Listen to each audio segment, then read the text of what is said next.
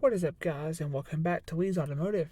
Today I have a cold start of a 1998 Lincoln Continental.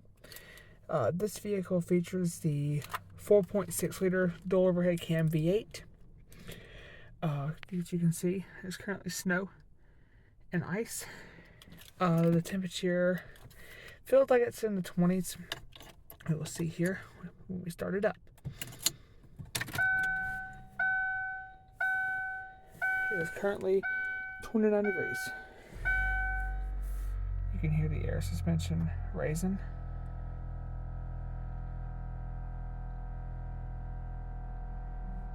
Let the air pump run.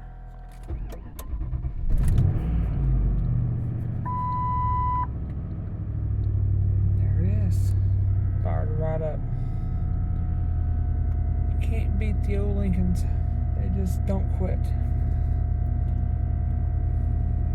That'll be it for the video. Thank you guys for watching, and I'll see you guys next time.